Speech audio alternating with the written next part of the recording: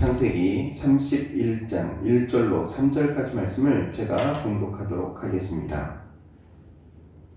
야곱이 라반의 아들들이 하는 말을 들은즉 야곱이 우리 아버지의 소유를 다 빼앗고 우리 아버지의 소유로 말미암아 이 모든 재물을 모았다 하는지라. 야곱이 라반의 안색을 본즉 자기에게 대하여 전과 같지 아니하더라. 여호와께서 야곱에게 이르시되 네 조상의 땅 네 족속에게로 돌아가라. 내가 너와 함께 있으리라 하신지라. 아멘. 이것 우리 주님의 말씀입니다.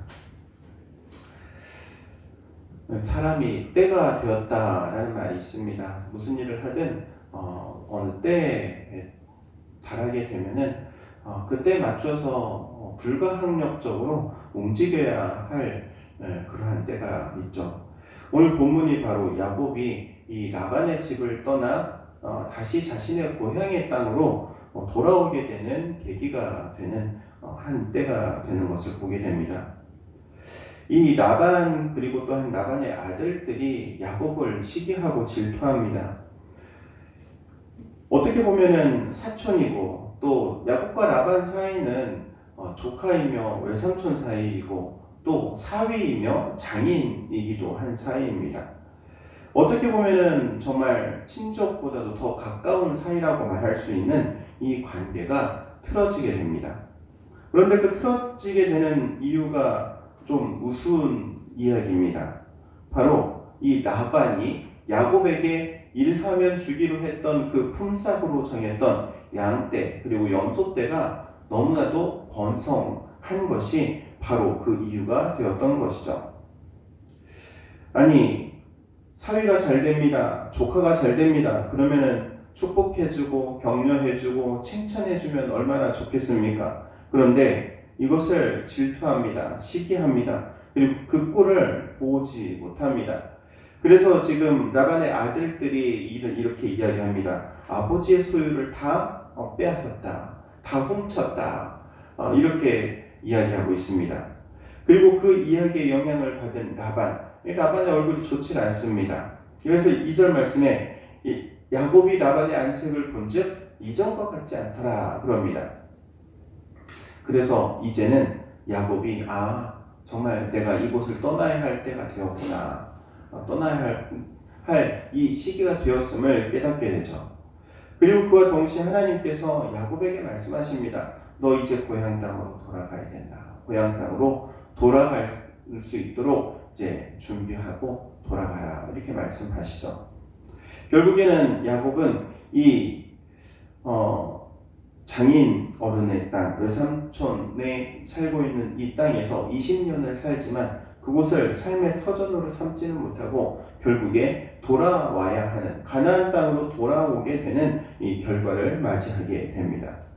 그런데 가장 중요한 것은 이미 하나님께서 야곱이 하나님께 맹세했던 사건이 있죠. 돌베개를 베고 자면서 내가 고향 땅으로 평안히 돌아오면 이곳에 하나님의 전을 세우고 또 하나님께 신앙 고백을 하며 11조를 드리겠다라는 이 서원을 했던 그리고 그 약속을 이제는 하나님께서 야곱에게 지키시기를 원하시기 때문에 이제는 상황을 조성하시고 그곳에서 나오도록 역사하시는 것을 보게 됩니다.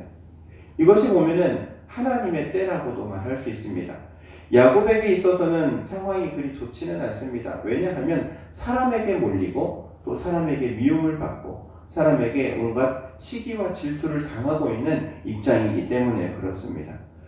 내가 이곳에 이제 삶의 터전을 좀 잡을만 한데 이곳을 떠나야 하느냐. 그런데 하나님께서 그곳을 떠나게 하신 것이죠.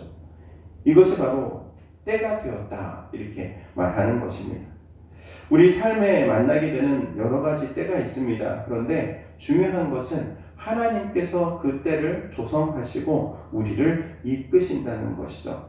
그래서 하나님의 때를 만나 하나님의 때에 맞춰 움직이는 인생은 당장은 힘든 것 같고 당장은 삶의 터전을 떠나는 것 같은 고통이 있다 할지라도 결국에는 하나님의 약속을 이루기 위한 떠남임을 그리고 그 때임을 기억해야 가시기 바랍니다. 그래서 이 야곱이 결국에 이제는 고향 땅을 향하여 돌아올 수 있게 되는 상황만 보면 좋지 않지만 그러나 결과적으로는 하나님의 약속을 이루게 되는 또한 새로운 첫 발걸음임을 기억할 수 있기를 주의 이름으로 축원드립니다. 기도하도록 하겠습니다. 사랑과 은혜가 충만하신 하나님, 은혜를 구합니다. 우리에게 허락하시는 많은 때들이 있는 줄로 고백합니다.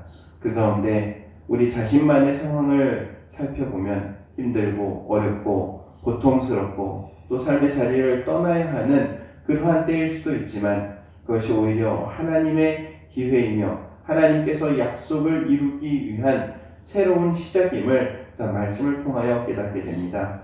하나님, 우리의 삶에도 동일하게 역사하여 주시되 우리의 삶을 붙들어 주시고 인도하여 주옵소서. 하나님의 인도하심에 또한 우리가 순종하며 불평하지 아니하고 오직 감사함으로 나가기를 원하오니 하나님의 성령으로 충만케 하옵소서. 예수님의 이름으로 기도하옵나이다. 아멘.